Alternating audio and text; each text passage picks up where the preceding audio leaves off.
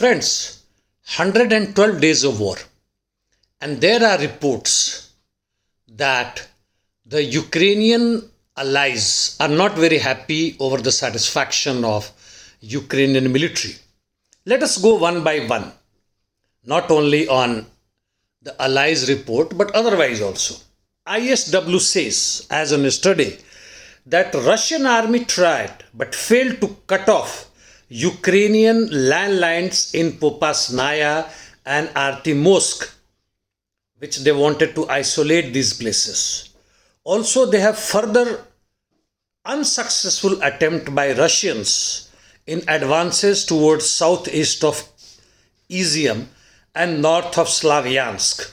Here I must add that Slavyansk is being surrounded slowly but positively by Russian army, not only from the east but even from north and south. Yes, they have agreed that in northeast of Kharkov, Russians have some success, while in Davidovo, the situation remains as before.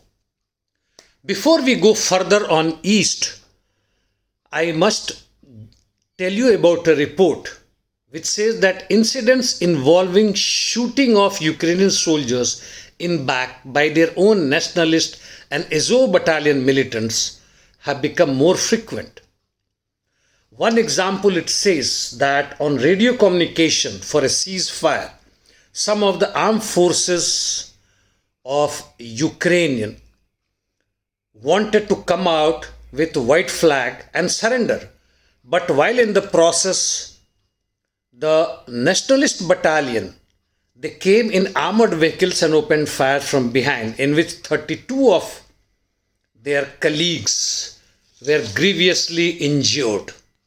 The shelling continues in Nikolaev, Krivoy Rog, Odisha, also in north side, Chernigov, in east, Artyomovsk, Lysychansk, in north again, Kharkov, which we have talked earlier, the Dnipropetrovsk, Popasnaya regions, and in total, as on yesterday, only for yesterday, Russians claim to have killed approximately 350 enemy personnel.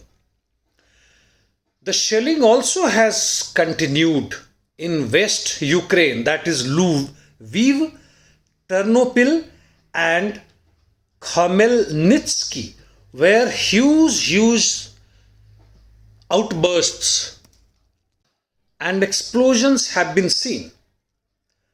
Different than this shelling, there is a news that the Northern and Pacific Fleet warships of Russia conducted a joint mission in Mediterranean Sea, of course far away than the war's theater, more than approximately 700 kilometers.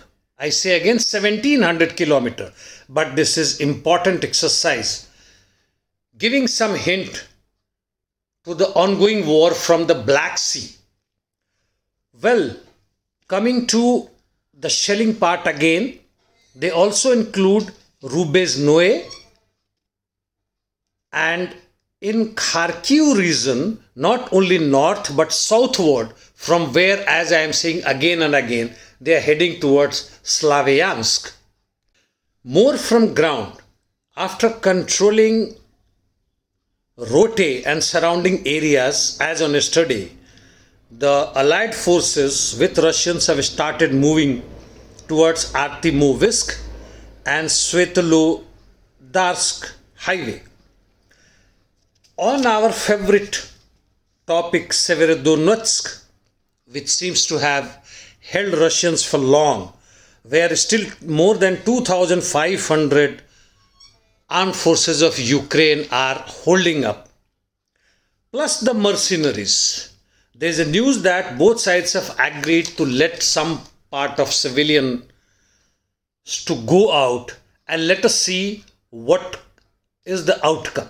In the meantime, the ground, Zaporizhia and surrounding also are witnessing offenses from Russian side. Friends, before I conclude, I must give you the news of St. Petersburg in Russia, where Economic Forum with thousands of VIPs have started. And this shows how Russians have excelled not only in military field but also in economy, politics and otherwise. Thank you friends for watching and accepting me till now here. Keep watching friends and see you tomorrow. Take care.